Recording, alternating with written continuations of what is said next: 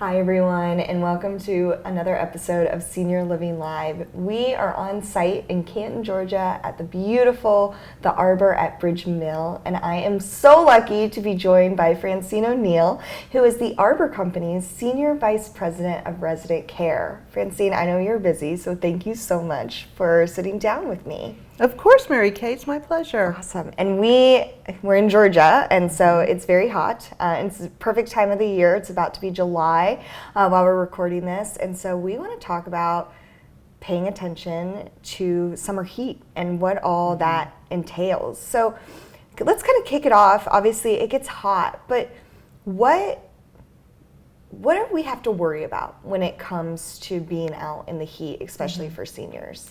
Well, you're absolutely right. This time of year, it does get very hot. And right now, we're seeing in the news extreme heat warnings for most of the nation. And it's a very serious concern, especially for seniors.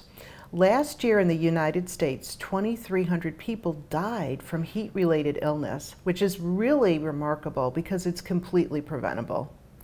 So when we think about our seniors, it's super important to make sure they have somebody that's kind of watching out for them. First, we want to make sure they have a cool place to live. So air conditioning, right? Making sure the air conditioner is being maintained and that it's set at about 75 degrees. We don't want to set it down to like 65 or 67 because we're going to run that thing and it's liable to quit on us. So a nice 75 degrees is fine. Staying hydrated. Encouraging them to drink water every hour. Get them a nice, water drinking container that they can fill with ice and keep in the fridge to stay hydrated. Encourage them if they're going to be outside. We have a lot of seniors that have pets. They want to walk their dog or they enjoy gardening or they're walkers. Super important to do this during early morning before the sun is up and really blazing or in the evening when it's a little bit cooler. Absolutely. What are some early signs of heat exhaustion and heat stroke for families and even seniors to keep an eye out for? Great question. So there's all different types of what we call heat-related illnesses. And if you think about it, it starts mild and then it progresses. So mild heat-related illness would be something like heat cramps. So this is when your muscles start to tighten up and you just feel achy and maybe you're getting a little weak and you're starting to perspire a lot. You might feel a little dizzy. That's like the first stage of warning sign. I need to get into a cool place. I need to sit down, drink some water, maybe take a cool shower or pat myself down with a cool rag, okay? The next level is heat exhaustion. Now we're getting, a little bit more seriously ill. We're heavily perspiring.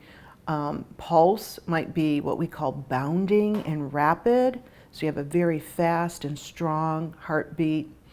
You might feel nauseated. You might start to feel lightheaded, and so forth. So again, get into a cool place, rest, start hydrating. If your symptoms persist for an hour, you need to seek medical attention, okay? Heat stroke is the most serious. And this happens when people are sitting outside and don't realize how hot it is. Maybe they don't have enough shade or they're not wearing a hat or they have heavy clothing on. And this is when your body temperature reaches 104 degrees. So think about the worst fever you've ever had, right? So now you've got a horrible high body temperature. Your system actually starts shutting down. You might even stop perspiring at that point, okay? This is where you might have somebody that faints or loses consciousness. This is very serious. Immediately call 911 and get them medical attention. Absolutely. We talked a little bit about staying hydrated in our big water jugs, my favorite, nice 40 ounces to carry around with you. What are some other ways to stay hydrated in the heat? Well, this is so important for seniors, just hydration in general, because these folks, they're not our generation. We drink water all the time. That's our thing. We all have our water bottles and we're on the go and, we keep track of how much water we drink. It's part of our health and wellness plan. But they need to be reminded to drink, and we need to make it a little more interesting. So we can provide fruit-infused waters, decaffeinated flavored tea. We want to avoid caffeine drinks. We want to avoid soda. We don't want sugary drinks. So we want to try to stick with the water. In terms of food, there's lots of food that we can enjoy, especially in the summer, like fresh watermelon or cantaloupe, cucumbers.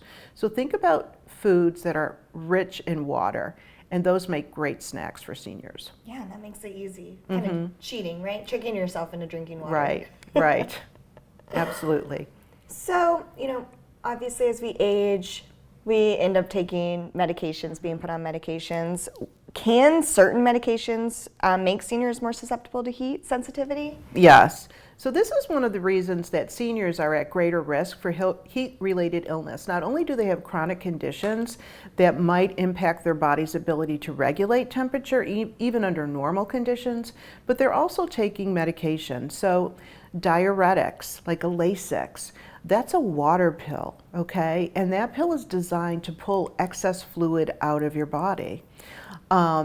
Diabetes medications, other heart medications, blood pressure medications, these can all impact your body's ability to really manage water. Now, if your doctor has advised you to limit the amount of fluid you drink, for example, people with chronic kidney disease might have to keep track of their intake, you should call your doctor and ask them, when it's very hot, how much water can I drink? Yeah, absolutely. You already did such a great job of kind of explaining the different levels of heat illness and what to do. But is there anything else you want to add, if a senior or a caregiver starts suspecting that there might be some heat related issues going on, what's that first thing they should do? Well, first I think if they're alone, they should call someone and ask them to come over. But they should get themselves into an air-conditioned space, start drinking water, take a cool shower. If they're not lightheaded or dizzy, get yourself into the shower and just lukewarm water, to cool. We don't want to put ice water on ourselves, but start to get yourself cooled down. And again, kind of look at your watch. What time did I start feeling sick? Am I starting to feel better, or am I not feeling better?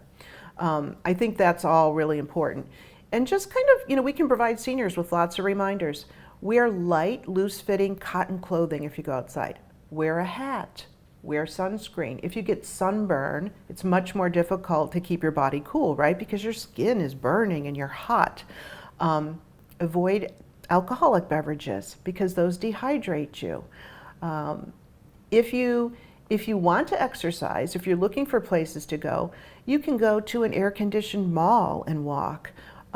If your air goes out, seek shelter in an air-conditioned space. There's public libraries. Call the health department. They're going to set up cooling centers. Right now they will, for sure, because of these extreme temperatures. Make sure you're prepared for a power outage. During extreme weather, sometimes there's rolling blackouts, sometimes there's just blackouts because of the strain on the power grid with everybody having their air conditioners on. So have a plan if your power goes out. Where are you going to go? Who's going to help you get there to be in a cool place? Super important, especially, like you said, in these bigger cities, things can get very interesting very quickly with the heat. This has all been so fascinating. Before I let you go, what do you think is the most important thing to remember about safely beating the heat? I think it's hydration. Staying hydrated helps us with so many things. It keeps our mind clear. We stay focused. It's going to keep you from having a headache. It's going to keep you from feeling weak and dizzy. So I would just say that's the number one thing. Keep yourself hydrated and avoid being outside for long periods of time. We know we all need to go out for something. You might have to run an errand. Make sure you turn the air conditioner on in your car, and take your time.